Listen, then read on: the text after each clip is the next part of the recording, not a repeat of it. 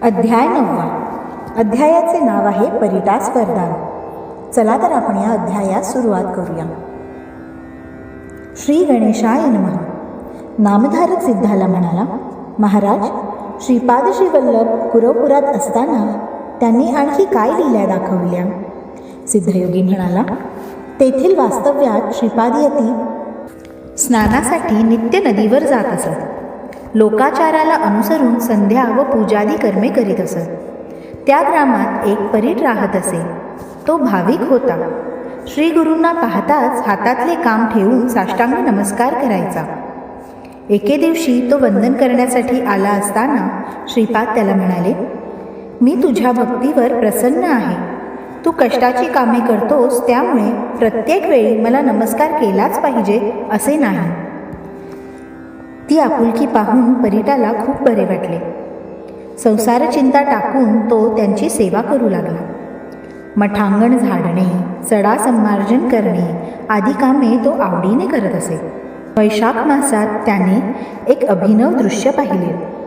एक यवन राजा आपल्या स्त्रियांसमवेत नौकाविहारासाठी आला होता. राजस्त्रिया दागदागिने घालून नटून थटून आल्या होत्या. त्या हसत होत्या, गप्पा गोष्टी करीत होत्या. शृंगारलेली नौका, नदी तीरावरील वैभव संपन्न लवाजमा, राजाचे सैन्य, सेवक वर्ग, सालंकृत हत्ती व घोडे, नाना वाद्यांचा गजर असा तो सुखसोहळा पाहून परीट अक्षरशः भारावून गेला. मठांगण झाडताना तो विचार करू लागला, हा राजा किती भाग्यवान आहे. जन्माला यावे तर अशा वैभवाचा उपभोग घेण्यासाठीच. या राजाने पूर्वजन्मी कोणत्या देवाची वा गुरुची आराधना केली म्हणून या जन्मी हे सुख प्राप्त झाले असावे. आपल्या नशिबी मात्र कष्टच आहे.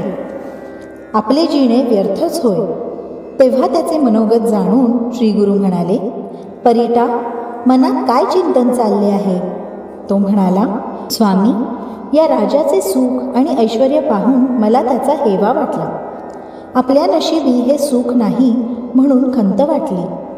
पण असा विचार मी का करू? तुमच्या चरणांची सेवा हेच माझे सौख्य आहे. त्यावर श्रीगुरू म्हणाले, परीटा, तू जन्माला आल्यापासून कष्टच करीत आहेस. सांसारिक सौख्य कधी अनुभवलेच नाहीस.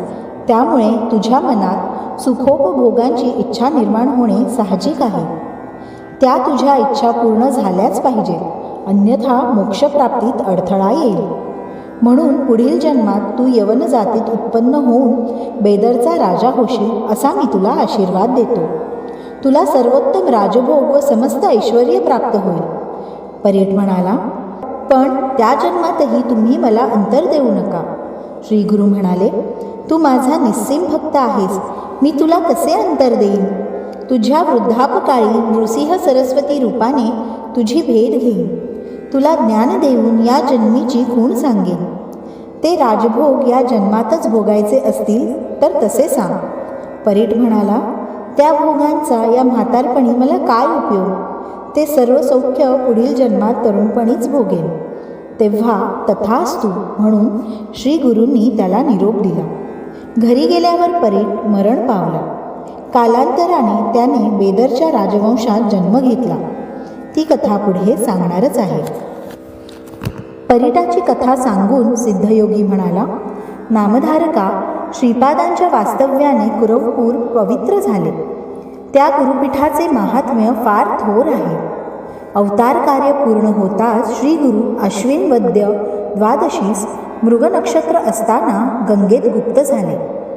ते लौकिकदृष्ट्या अदृश्य झालेले असले तरी सूक्ष्म रूपाने अजून तेथेच आहेत. त्यांचे कार्य अखंड चालूच आहे.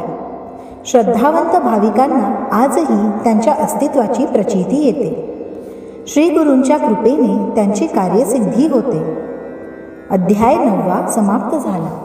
तुम्हाला जर आमचे व्हिडिओ आवडत असतील तर प्लीज यांना लाईक करा. अशाच नवनवीन व्हिडिओजसाठी चॅनलला सबस्क्राईब करा आणि इतर भक्तांसोबत शेअर करा. अवधूत चिंतन. श्री गुरुदेव दत्त.